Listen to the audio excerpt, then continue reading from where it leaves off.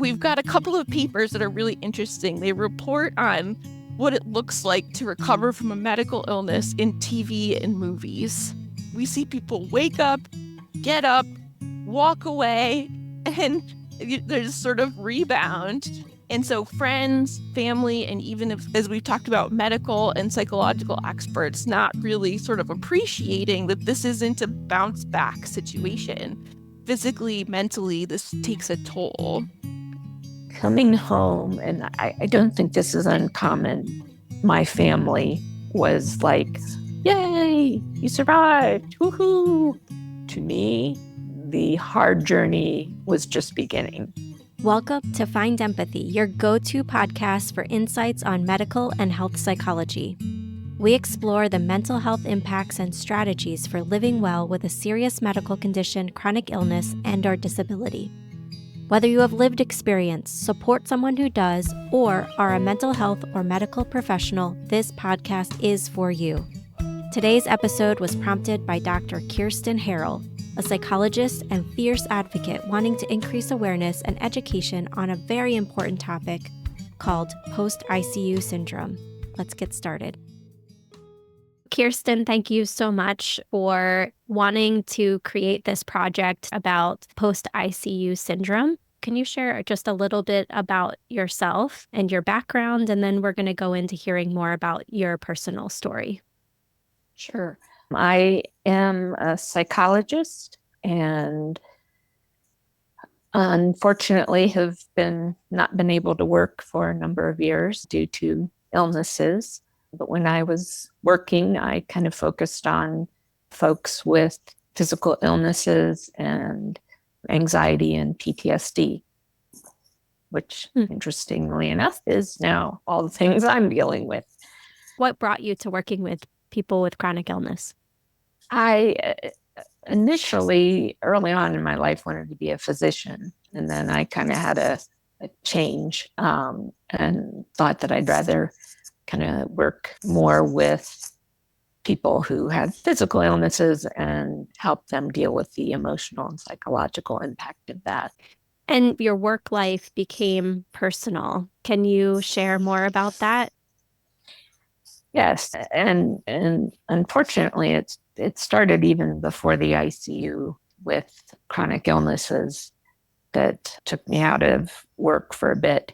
And then I was recovering and then got sick with the flu, sepsis, ARDS, and ended up in the ICU on a ventilator for 3 weeks and in the hospital for a total of a month. And that really changed me, changed clearly the trajectory of my life. I hadn't been able to work at all since then. And it was 6 years ago, and I'm still dealing with some of the post-intensive care syndrome effects. In addition to Kirsten, we have two PICS experts joining the episode. First, we have Dr. James Jackson. He's a research professor at Vanderbilt University Medical Center. He is an internationally recognized expert on the effects of illness, including long COVID, on cognitive and mental health functioning. He is a licensed psychologist and pioneer in the investigation and treatment of post-intensive care syndrome, or PICS. He is the co-founder and director of behavioral health at the award-winning ICU Recovery Center, one of the world's first comprehensive clinical resources devoted to diagnosing and treating survivors of critical illness. He serves as the director of long-term outcomes at the Critical Illness Brain Dysfunction and Survivorship Center, CIBS. The CIBS Center is widely recognized as a leader in advancing knowledge, education, and models of care for people affected by acute and long-term brain dysfunction following critical illness. Dr. Jackson, who goes by Jim, defines post-ICU syndrome for us. PICS is a term and a construct that people are referring to a lot more regularly than they did. It wasn't that long ago that you would bring it up with a doctor, a patient would bring it up with a doctor, and they would have no idea what you're talking about. I was recently an expert witness in a case, and a lawyer actually knew what it was. And one of the treating physicians of the patient that I had engaged knew what it was. People know increasingly what it is. What it is a syndrome that is characterized by mental health concerns or cognitive problems or physical disabilities or some combination of those that have developed after a critical illness. Some of us think it should be called post-critical illness syndrome because it's not necessarily the intensive care itself that is driving these problems. It plays a role, but it's also the critical illness. It's the notion that you're doing fine, perhaps, before you were critically ill, and you develop brand new problems you didn't have before, or perhaps you had challenges before, but after intensive care, they're meaningfully worse. In a nutshell, is post-intensive care syndrome. Looks different in different people. It has a little bit of a different natural history. For many people, it has a bit of a chronic flavor. Kirsten's alluded to this. I think it does become a lot like a chronic illness. It doesn't completely go away. It ebbs and it flows. And one of the great challenges clinically, of course, is helping people learn to flexibly adjust to what is effectively a new normal. And that's a important clinical challenge, and it's a hard thing. Can you share a little bit about your background and your experience with post-ICU syndrome? I can. It's really interesting. We had a patient, I could get into the weeds, so I'll try not to do that. But we had a patient that we got to know very long ago, one of the first patients that I had engaged in my research work here at Vanderbilt. And she sent me an email and she said, when you met me, she sent me an email yesterday. She said, when you met me, I was 49 and now I'm 71.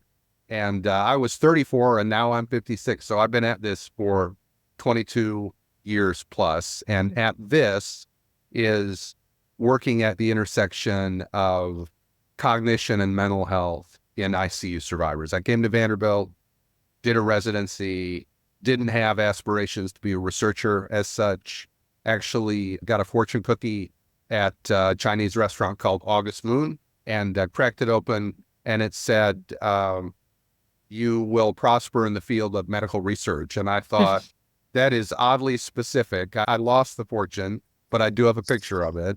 And that sort of empowered me to pursue this path, which is a path of treatment and investigation. If you look at the numbers of people like Kirsten, the numbers of people with post-intensive care syndrome, I think it's fair to say that that number in North America alone every year is in the millions, huge number of people. And they fly under the radar screen tremendously. I think it's fair to say that there are people with lupus and MS and, I can go down the list, heart disease, various kinds of cancer, conditions that in some cases are far less prevalent than post-intensive care syndrome, and they get far more attention. Good for them, right? We're not trying to take the attention away from people with these problems, but trying to point out that we have a little bit of a marketing problem. We have a bit of a branding problem. People aren't quite as aware as they should be of both the magnitude of post-intensive care syndrome and of the prevalence. It's incredibly prevalent. Going back to you, Kirsten, I want you to kind of walk us through your personal story and then we'll ask questions along the way. Okay. I remember on a day I was feeling pretty good. I started coughing. I was up that entire night, literally coughing nonstop. In the morning, got up and said to my partner, I need to go to urgent care. So we went there, and that's the last thing I remember for a week. I apparently for that week was going back and forth to the emergency room and being sent home. I had like 104 plus fever. So I think I was just maybe a little delirious. On the maybe third visit to the ER, they sent me from the small community hospital to a little bit of the bigger community hospital. And I was admitted right into ICU.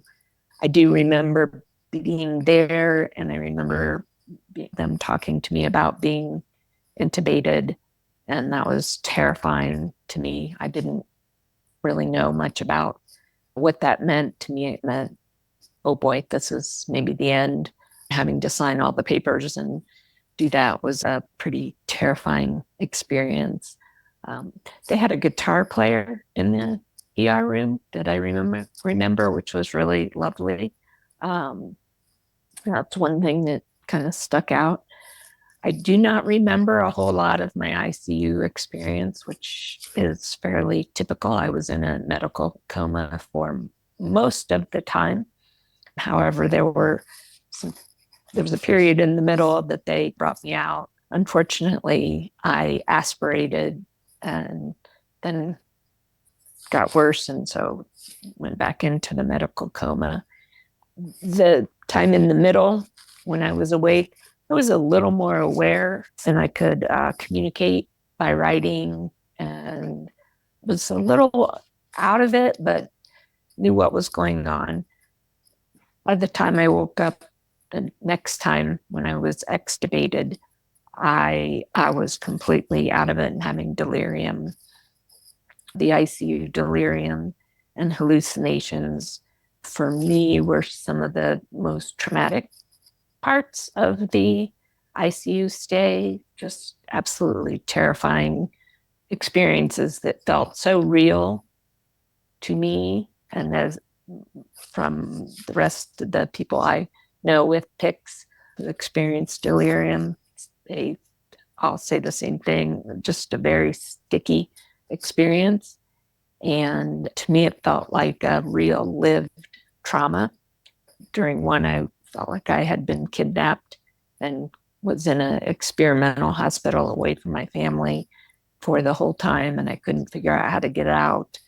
I had another one where I thought there was some kind of strange, evil magic people trying to get to me. Very scary experiences.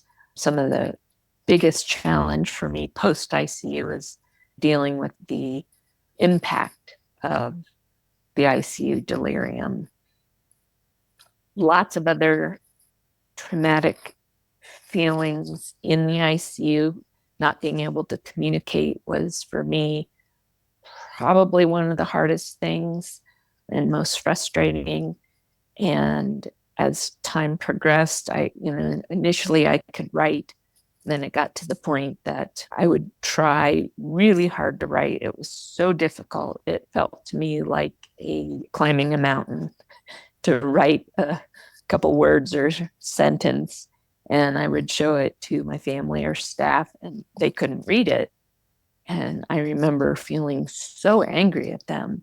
Are you kidding me? I just completed this Herculean challenge of writing it, and you can't read it? Can't you just try harder? After I got out and I looked at it, I realized, there was no way to read it. It was basically gibberish. But in my mind, I just felt like, well, they're just not trying, and I just tried. And so that was horrible for me, feeling so completely helpless. I can't move, can't breathe on my own. I can't communicate. Just completely at the mercy of the people around me. And that, I will tell you, is a very, very scary place to be. Dr. Jackson jumps in here with a question for Kirsten. Kirsten, I don't know if you agree with the premise of my question, but the premise of my question is that the lay people, and also I think a fair number of mental health professionals still have some pretty woody ideas about what constitutes a trauma, and they associate trauma often with combat and sexual assault, quite rightly. But I think many of them don't really have space necessarily for the idea that a critical illness would be a trauma. First, would you agree with that? And second, what would you say to someone who would say, well, that delirium, those experiences weren't real. So, how could that be traumatic? What would you say about that? And what would you say to people who would say, I'm not sure this is a trauma? Yeah, that's actually one of the biggest motivating pieces for me to do this is that I think as you said, the lay population, but also mental health and medical professionals don't necessarily understand that piece and how those experiences, those hallucinations are just as clear and crisp in my memory, actually far more clear and crisp than any of the other memories from the ICU. And to me, they truly feel like lived experiences. And then I will also say that it is confusing even to those of us who've experienced it, because you come out and you think, okay, I know that didn't happen. And yet I'm having flashbacks to it, intrusive memories, all the signs of trauma and PTSD. And it was a little difficult for me, even as a psychologist, to accept that and understand that.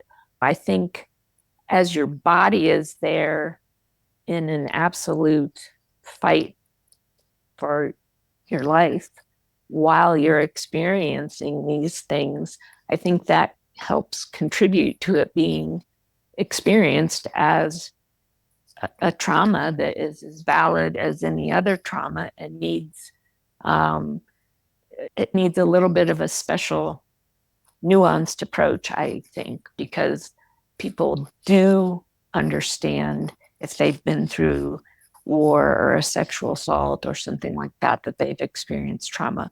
But there are a lot of patients who come out and they themselves don't understand why this is so impactful to them. So having a mental health provider who understands that and can help them understand that, yeah, it was not a real thing. You now know it's not a real thing, but at the time, your brain and your body didn't understand that it wasn't real. I would imagine too that you're a psychologist who has an understanding of what trauma is and what these intrusive thoughts are, and sort of a framework to put some of this in, which doesn't necessarily make it less impactful. But I could imagine somebody without that background might experience it in a maybe more intense way. I don't know. Could you share your thoughts about that? Like your experience versus somebody who might not have that framework to put it in? And my experience in talking with other PICS survivors, I think I did have a little bit of a easier, I guess, time accepting, oh, okay, yeah. And finally, when I recognized it, but it took me a bit even, and I recognized, okay, this is PTSD.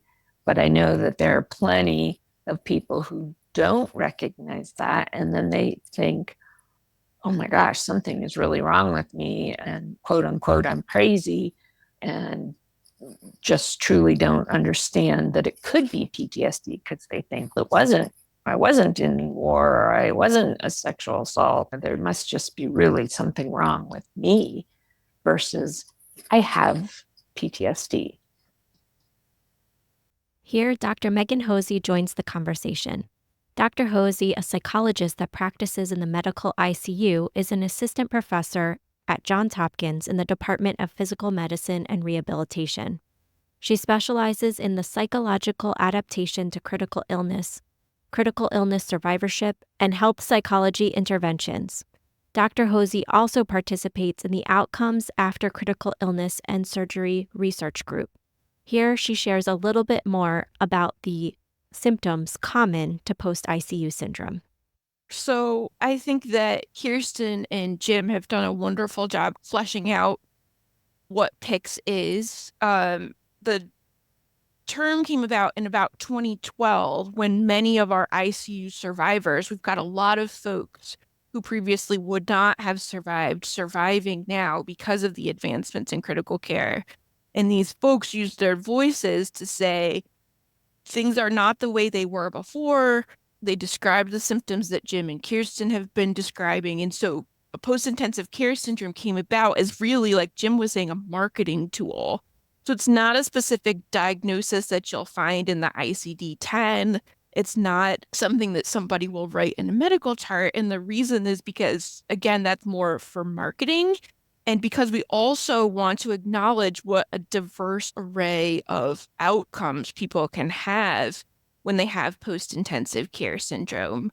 Kirsten's done a gorgeous job of talking about PTSD symptoms. Jim highlighted how criterion A, which is that you have to have had threat of death or harm.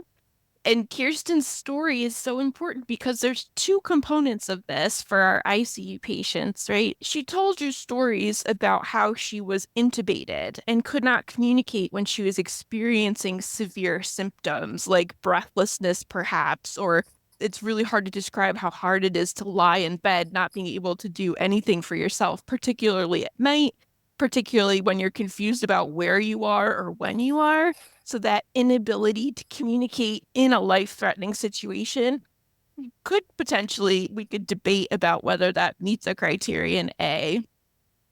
So there's all of that. You're fighting literally to stay alive. And then B is these delusion experiences. Again, I just want to normalize and validate the types of things Kirsten was describing. The hallmark feature of inattention or of delirium is inattention, and it happens in 80% of people. Certainly people who are older or people who have had a chronic illness might be more at risk for ICU delirium, but we see this in 26-year-old marathoners. This could happen to about 80% of people who are mechanically ventilated. So we don't want people to think that this is rare or uncommon. And it's also very common for people to describe things like Kirsten described. The hospitals become torture chambers, experiment organizations, routine peri-care, so cleaning people up, can turn into sexual assaults. Last week, I had a woman who's now 30, but when she was hospitalized at 27, thought that she was having toy planes inserted into her arms. And so when she returned to the ICU to sort of get a sense of what she realized it was butterfly needles that had been inserted, but her brain, in a place where it could not attend to everything that was going on due to illness, due to medication side effect, due to being in a strange environment, thought that it was a toy plane being put in her arm. All of these are very common types of hallucinations and delusions, and again, can happen in anybody. So what's the long-term outcome of that? We have PTSD. Anxiety is the most commonly reported, even out to 5 years symptom. And for that can manifest is somatic hypervigilance, or just waiting to see what next happens to your body and not really having such an easy time telling what's a normal symptom or an uncomfortable symptom versus what's a harmful one. Anxiety can also look like new onset panic. It can look like catastrophic worry about what happens to me next. Depression is the second most common. And also, it's not uncommon for all of these symptoms to overlap. Depression, often people reporting sense of helplessness, hopelessness, worry about not getting back to the life they had before, describing difficulty finding meaning in life after they've been discharged. And certainly a lot of folks describe irritability with the lack of function that they had before. We've got a couple of papers that are really interesting. They report on what it looks like to recover from a medical illness in TV and movies. We see people wake up, get up, walk away, and there's sort of rebound. And so friends, family, and even if, as we've talked about, medical and psychological experts not really sort of appreciating that this isn't a bounce back situation. Physically, mentally, this takes a toll. So those are a lot of the mental health symptoms. And then certainly physically, we know people can take a while to recover their musculoskeletal function. We know people have ongoing sleep disruption, chronic pain, and fatigue that can be fairly disabling as well. We turn back to Kirsten. She reacts to some of the facts that Dr. Hosey just shared. I was relating so much to what Megan was saying. And one of the things that kind of stuck out to me that I have thought about, maybe because of my background as a psychologist, that is different in ICU survivorship trauma versus some other types of trauma is that the threat came from inside, not outside. And that can make it really difficult when you do feel symptoms. And I have an immune deficiency. So for me, any new illness initially really caused a lot of panic for me of, oh my gosh, here we go again. And it's you don't trust your body necessarily or your mind because of the delirium. So it's this very odd thing that that trauma all came from inside yourself, and you can't get away from that. Coming home, and I don't think this is uncommon. There was definitely still some confusion, and my family was like, yay, you survived, woohoo. To me, the hard journey was just beginning. Trying to recover physically, the first year was really focused on the physical recovery and trying to regain strength and stamina. I could not even get up from my couch without help. I couldn't. Took, I don't know, over a month before physical therapy released me to walk with my walker by myself because I would fall backwards. So much was focused on the physical that I did not begin to really recognize and understand some of the cognitive and psychological impacts until after that first year. And initially, I was thinking most of it was cognitive, and I could tell, and again, because of my background, it was mostly executive functioning type of things that were problematic. And I had a very low frustration tolerance. And that's when I was really noticing something was wrong, because I remember one day I burned my toast and I got so upset I threw the toast. And I was like, whoa, where did that come from? That is not me. And I was like, I think there's something going on here. And I knew nothing about PICS at the time. So I asked my PCP and my neurologist. Neither of them had any idea. Just said, yeah, maybe still just dealing with some cognitive issues from the ICU, but really no help. So I had to start kind of looking things up myself and found PICS. And I was like, oh, okay. So other people do this. And that began to really help me get a framework for what was happening, which did help because I did what I think a lot of people do. And I'm like, oh my goodness, this is something is just weird with me. And I remember early on after that first year, we was going to go visit family who just had a baby. And I freaked out, just completely had a panic attack about leaving my home. And that was absolutely when I was like, okay, I clearly am having some PTSD here because I am just panicked to leave, and tried to seek help with therapy. And the first several therapists were actually unhelpful, unfortunately, because they had no idea and really struggled with what it looks like to have that intersection of PTSD and mild cognitive impairment. I think that really throws some therapists who don't have any background or understanding of that, and they don't know what that means, or you can get misdiagnosed and just not helpful in the treatment.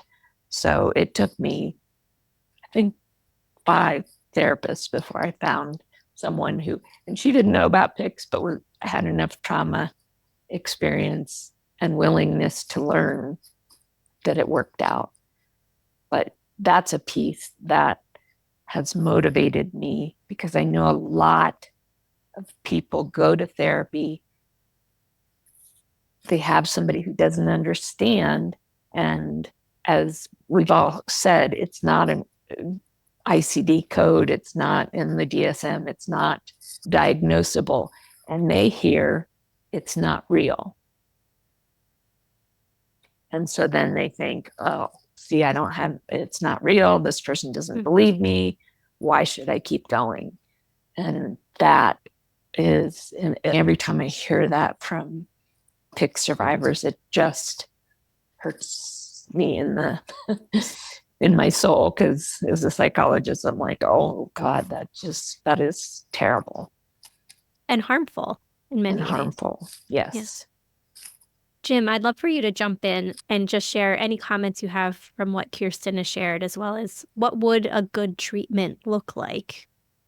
Kirsten said so much, and a lot of it was really astute. One of the first things she said that stood out to me, she talked about the trauma. And again, I would note that, as Megan said, this isn't all PTSD, right? This is PTSD and anxiety and depression in the mental health arena. It's executive dysfunction and often cognitive problems that mimic a brain injury in the cognitive arena. It's physical disability. So it's not just trauma, but what Kirsten mentioned reminded me of Don Edmondson at Columbia Medical School, who has developed this model of PTSD, medical PTSD, if you will. And he points out in this somatic model that trauma for people who are medically traumatized often resides in the body. It's not external, as Kirsten noted, it's internal. And he notes that most trauma is backwards looking. Something happened in the future, or in the past, rather. But if you have a heart attack and you're carrying your heart around with you, you could have another heart attack, right? If you have a immune deficiency and that lands you in the ICU, that could happen again. So not only is this trauma residing in you, it's not behind you, it's also in front of you. So I think that makes it uniquely challenging, as do the cognitive problems that are so common that happen in perhaps 30% of people or so. And we see that overlay a lot, where people's ability to be as insightful as they were, to make the connections as adroitly as they did, to be as cognitively flexible as they might have been, they're not, right? Because they're cognitively impaired now. So they're trying hard to address these issues, in some cases with one hand tied behind their back, because they've got cognitive challenges. And I think Kirsten would agree.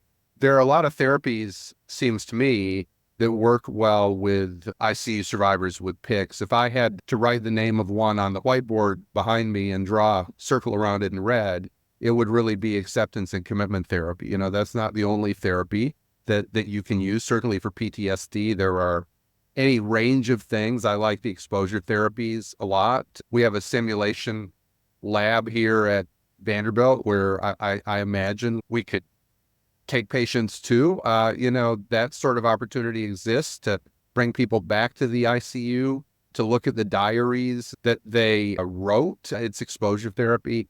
But what I love about acceptance commitment therapy for these patients is the acceptance part. It's more complicated than that. But this idea that I've got brand new challenges and I'm not who I was, and I don't love who I am right now, but can I find a way to accept it? Can I find a way to even embrace it? Can I live in accord with my values and find a way to live a meaningful life? That, I think, is the key and the ticket. Again, it's not so simple, right? It happens over years, but our patients who do better rather than worse are patients who find a way to make some meaning out of their experience. For Kirsten, and I know Kirsten because she's in a support group that I have led here at Vanderbilt, I think she's finding some meaning, and I don't want to speak for her, by wearing this patient advocate hat and doing it beautifully well, right? She's finding some meaning. And I think that's the opportunity for our patients. And we try to lay the gauntlet down with them and say, how can we help you find some meaning in this? If you can find some meaning in this, doesn't make it perfect, but it makes it better. I think the other thing that's really important here, and again, Kirsten's in a support group, is so often with PICS, there's this profound isolation, right? And it's born out of, man, you weren't in the ICU. You didn't have these delusions that I had. You don't understand my story, so I'm not going to tell it. And isolation is really harmful, right? And I think when our patients are in isolation as opposed to in a healing community, they struggle more. And when they are joined with other people in community, they do better, not surprisingly. So I think the onus is on us to try to figure out how to engage our patients in community, to try to find ways to set them up for success in building connections with other people that will help facilitate their healing.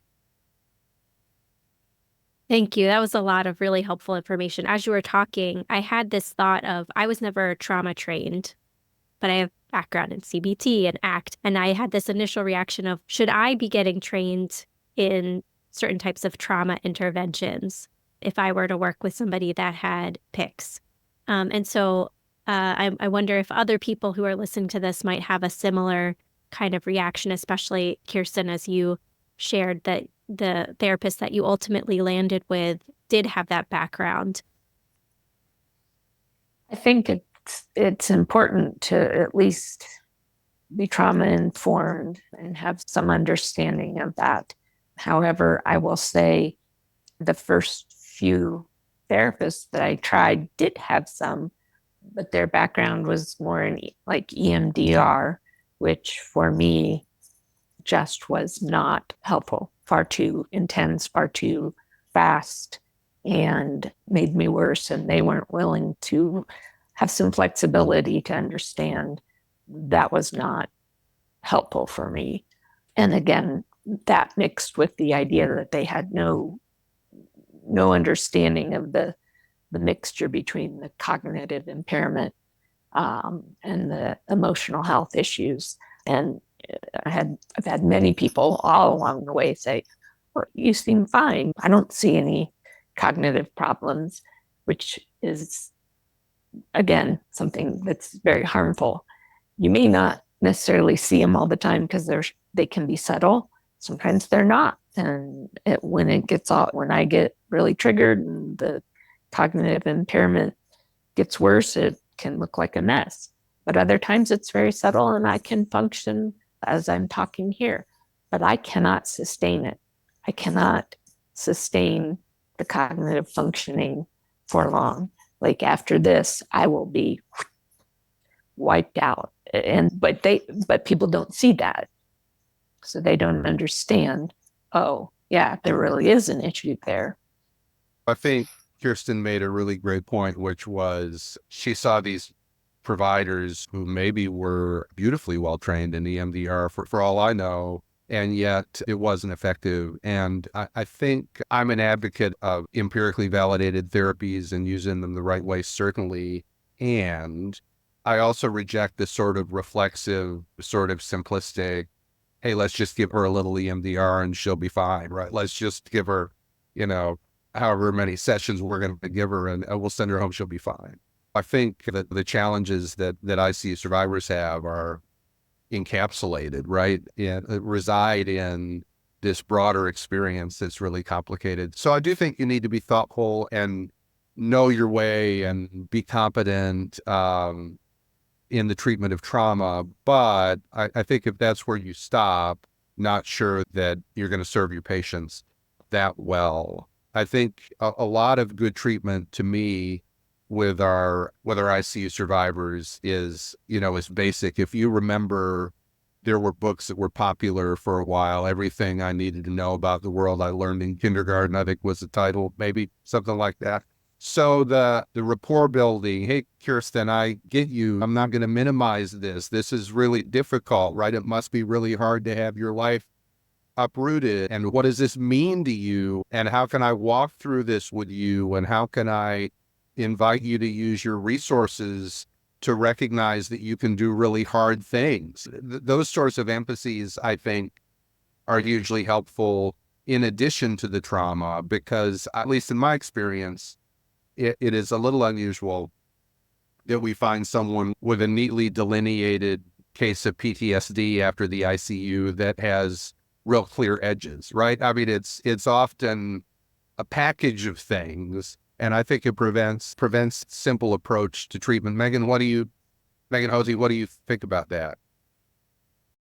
I would 100% agree. I think what both Jim and Kirsten are also alluding to is we don't have a set of literature about critical illness survivorship or a lot of treatment specified for people who've experienced medical trauma. And so I think what we know is that there are like baskets of things that we can pull from that would be effective, and not a lot of it's been tested. I agree with Jim. I think starting with your basic skills is what's most important. Validation, normalizing the commonness of a lot of these experiences, exploring, like Jim was saying, maybe starting from an ACT perspective where you're looking at purpose, values, things the person think are important in themselves, and then working through some of the triggers that we know can prevent full engagement in those things. And that can look like trauma treatment, that can look like subjective units of distress for people who are familiar with that concept from CBT. It just start where you are and build. I think that's part of the work that we're trying to work toward in the ICU. So we're moving towards a humanization of the ICU environments, which means how do we slow down, learn who the person is, who they were before they came into the ICU, and start to incorporate that into their ICU experience, particularly because we don't want to keep telling people they should wait to be who you are until later, wait to be doing things until you're better, because there's no capstone for that. And also some of the humanized or like some of the incredible work that people at Vanderbilt like Jim and Wes Ely have been doing to just the basics of ABCDEF bundle. So these are things like incorporating family regularly, making sure people get opportunities to be awake and alert and participating. These are really basic things that we think could change the course of critical care. And so there's a lot of people really invested at starting early at making sure that we're centering the person and hoping that maybe that can mitigate some of these longer term effects. I'd mention one quick comment. I had a patient, it's been a year or two ago now, and he came to see us at the ICU Recovery Center, and he had been in a ICU diary program at Vanderbilt, and Megan's very familiar with those because they use them at Johns Hopkins, and basically a nurse typically writes down various experiences that a patient is having contemporaneously, and a patient can look at them later, and often these ICU diaries become quite dear. And that was true with this patient. He had this ICU diary, and when I came to see him, he said that he carried it around everywhere he went in a bag. He had like a workout bag that you'd put in the locker room, and he carried this little diary everywhere with him.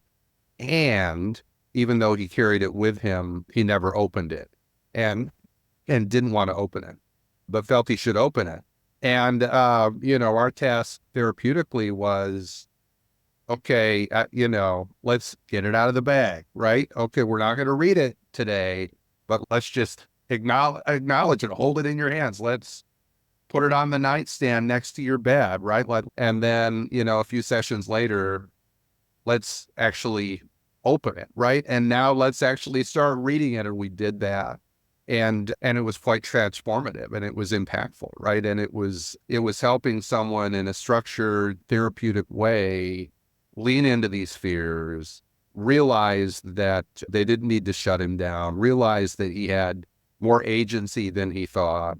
And that exposure exercise, if you want to call it that, became really transformative. So I think opportunities are there if we look for them.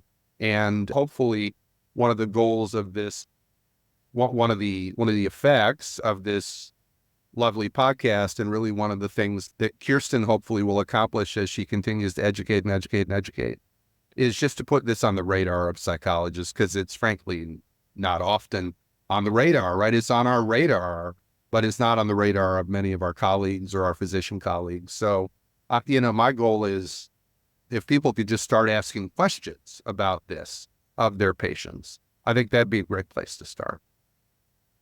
And Kirsten, we're so proud of you at Vanderbilt. We watched you grow and lean into hard things, and we watched you transform into a leader as you've impacted the lives of dozens of people in this beautiful support group that you're part of. And we're really grateful for you. So well done. Thank you. And I hope you could allow me just to back up from that just for a moment to address a little bit of something that Jim said about how the trauma can go forward as well.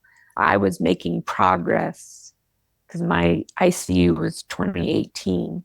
And then when COVID hit,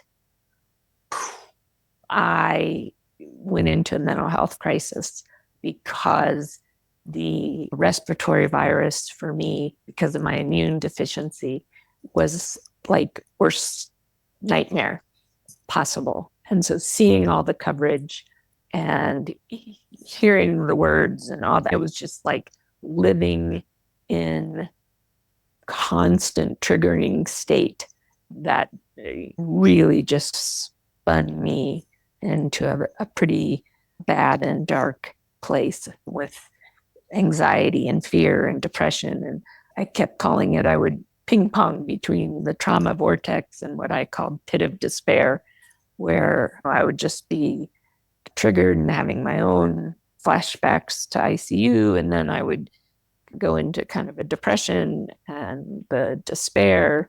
And to me, that felt, as I was sinking in it, it was like a dark fog.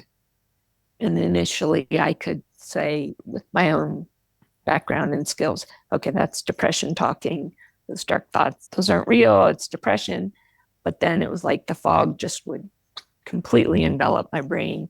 And suddenly I believed those dark thoughts. And I did have suicidal ideation, and it was pretty intense, certainly in the beginning of COVID. But still, medical procedures and all of that are very difficult for me now, and they are for many people with tics. Having to go back into a hospital or any kind of medical procedure is very anxiety provoking. So I just wanted to throw that piece in there. As far as the work with my therapist, I think a little bit that, like Jim has alluded to, validating and understanding that, yes, your cognitive impairment is real. I don't always see it, is how she would frame it, but I believe you that it's there. And when I do see it, combined with the anxiety, it would be like, again, my description was I would have a thought, and it felt like somebody took all the words and just mixed them all up. And I'd have to spend time trying to sort them back out and put them in the right order, and then figure out how to get those words out. And it would first really freak me out of like, why can't I just talk? And her patience was really key of just saying, it's okay, we got all the time, just take your time, you'll get it. And being sensitive to the idea that sometimes I might not remember or understand a session, and she'll help me repeat that or go over that or send me text of some important components that helps me be able to hold on to it and remember it. She's really learned that kind of dance of helping me with that conjunction between the cognitive impairment and the anxiety, the PTSD, the depression, that has felt very safe for me, and knowing that she understands, she validates it, and is willing to be patient enough to help me sort it out and help me find a way to, as Jim said, accept where I am, accept the new me. And the support group that we talk about, one of the members likes to say, Kirsten 2.0. We're not the same as we were before, but we can accept our new version, find out how this new version works, and find ways to accept it. Megan, you started to talk about humanizing the ICU. And so we heard about ICU diaries. So I wondered if you could say a few more sentences about that. And then any other strategies that you'd like to see in the ICU that might help people like Kirsten mitigate some of these symptoms or at least reduce them. Yeah. Like I think the first thing you mentioned was ICU diary. So really briefly, an ICU diary, as Jim mentioned, is a set of notes that the bedside providers, like a nurse or even family members, write, ideally on a daily basis, that might include something like, here's what happened medically today, here's who visited you today, and here's where you look like in your recovery. I've even had patients or family members start to take pictures that they would incorporate into the diary. The rationale behind that, as Kirsten mentioned, people lose a lot of time that they just don't remember. And then in times where they're delirious, this might become times where things become delusional, or people have hallucinations. And so the idea is that on the outside, when the patient gets home and when they say they're ready, that's a key thing. When they say they're ready, they can look through the ICU diary to start to put the pieces back together about what was happening to them during this incredibly vulnerable time. Some of the benefits patients, in addition to what Kirsten talked about in terms of piecing stuff together, patients have learned that they weren't alone for extended periods of time where a family actually was visiting, but maybe patient's cognitive status was just not letting them register that.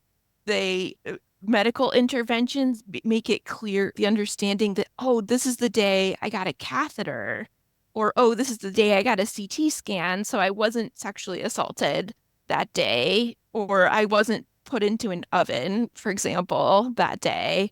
These are the things that can help people put things back together. The reason I say folks should be ready for it when they open it is just because if people do have PTSD symptoms, we know they can tend to get worse before they get better. And patients tend to know when they're in a stable state or when they're ready to receive this type of new information.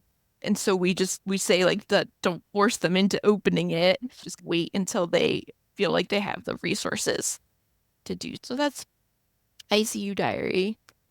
Any other things about that, Kirsten, that I should have mentioned, or other questions about ICU diary?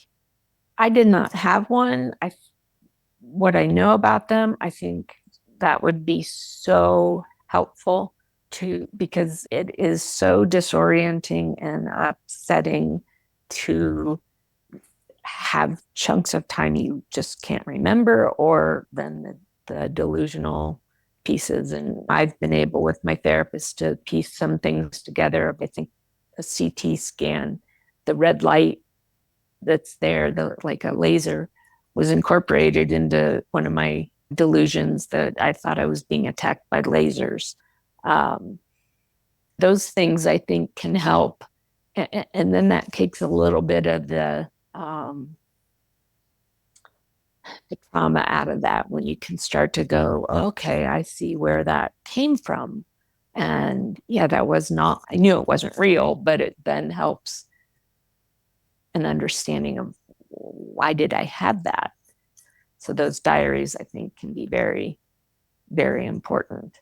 And also, I'm sorry to say, but the piece that my therapist and I have found is that we have to gently probe some of the memories I do have, because there were things that I didn't recognize. I remembered, but didn't recognize how it layered into the trauma for me. When I got a PICC line, which is a standard procedure, but having the blue sterile shield over my face and having to lay flat, when that made me cough, and I couldn't cough during the procedure, and I felt like I was suffocating under the blue tarp. I didn't recognize it as, oh my gosh, yeah, that kind of layered into the trauma for me. But I wouldn't have recognized that had we not just really slowly and gently gone through that. Those kind of things would be in an ICU diary, I would assume, and could help with that. I wanted to ask each of you if there are topics that you feel like we haven't covered that would be really important for anybody who's listening to hear and learn about. Megan, I'll start with you. Is there anything else that you think from either an inpatient or an outpatient provider perspective that you think we haven't covered that would be really helpful for listeners to hear and understand? I think just in speaking to mental health professionals in the inpatient space, I think one of the key phrases Kirsten mentioned was trauma informed. I see hospitals really trying to figure out what that means and how to institute that.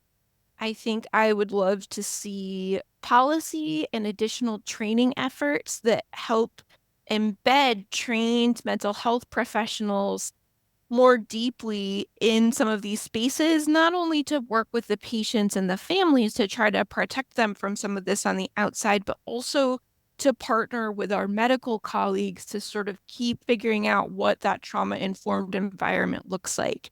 There are mind-blowing basics that you as an everyday layperson, like anybody would think, oh, that's sort of like basic, but when you get into the day-to-day as a medical provider, these things, like, it's sort of like walking around in your house, right? Like, you just forget and lose sense of that. So what I'm speaking to is, for example, always talking as though the patient is there in the room with you and can hear you, no matter how sedated they are. We know patients hear and unfortunately might partially hear and confuse bits and pieces of what gets said along the way.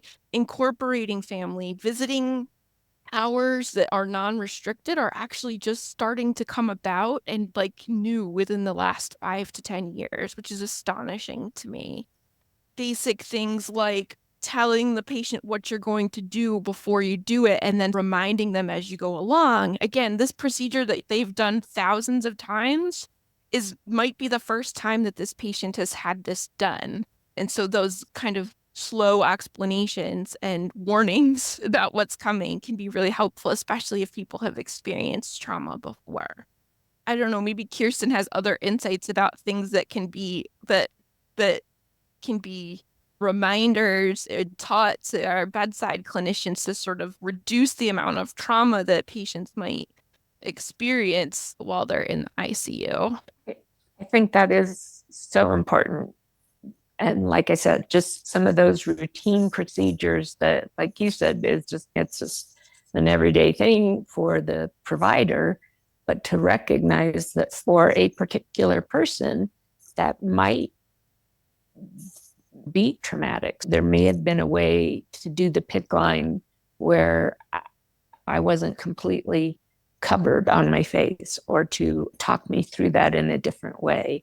I had a time when the ventilator broke and they had to use the, I don't know the name of the thing, but the blue bag and bag me by hand, and talking me through that would have been very helpful, because that is a terrifying thing to be aware of, that, oh my gosh, my life literally right now is depending on this person doing this.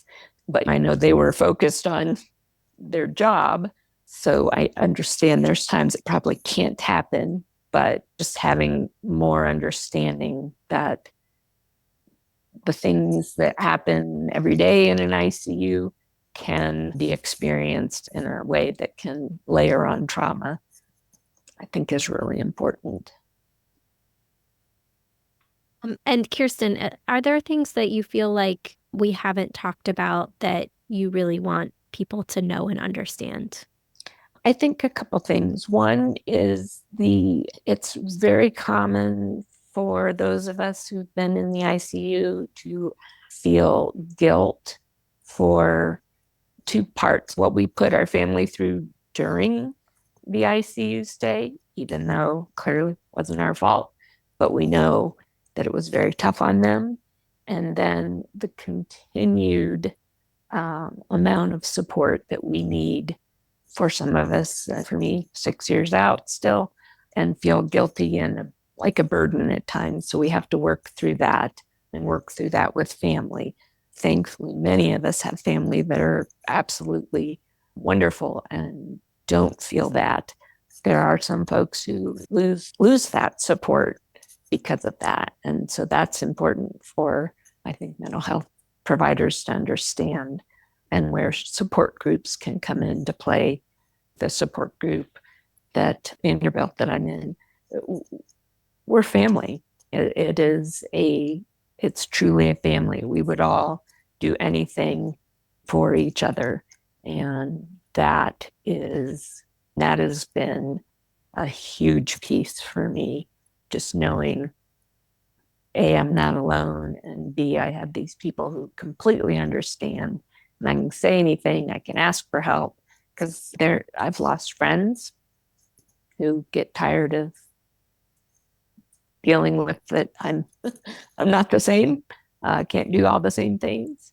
Those pieces I think are also important to understand and to help people deal with afterwards. Kirsten's final words remind us that the lasting effects of critical illness and post-ICU syndrome can have a profound impact on the person living with this condition, but also on family, friends, and loved ones.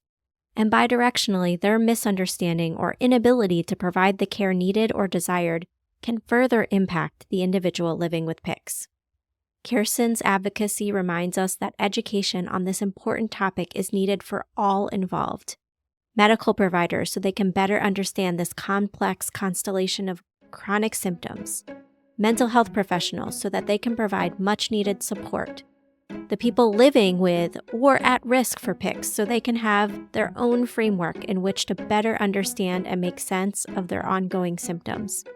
As Kirsten said, Life 2.0. And care partners and supporters. I hope you enjoyed this episode and learned as much as I did about this important topic that impacts so many people and yet still seems to be unknown or misunderstood. If you found this episode valuable, please feel free to share. Thank you so much for listening. If you like our show, please like, subscribe, or leave a review. This helps others find out about us. Find Empathy provides continuing education. If you would like to learn more about our courses, please click the link in the show notes or visit learn.findempathy.com. While our education is free, for example, like listening to this podcast, the proceeds we receive from continuing education goes to support the maintenance of our website and the development of new content. Finally, please know that the opinions expressed by the experts today are their own. We are not financially supported by any of the businesses or resources described in today's podcast. Additionally, any advertising that is published on the episode is chosen by our podcast hosting service and not by Find Empathy. The content provided today is for educational purposes only. Please seek the guidance of your doctor or mental health professional for any questions you might have regarding your own health or medical condition. Thank you so much for listening, and we look forward to you joining us in the next episode.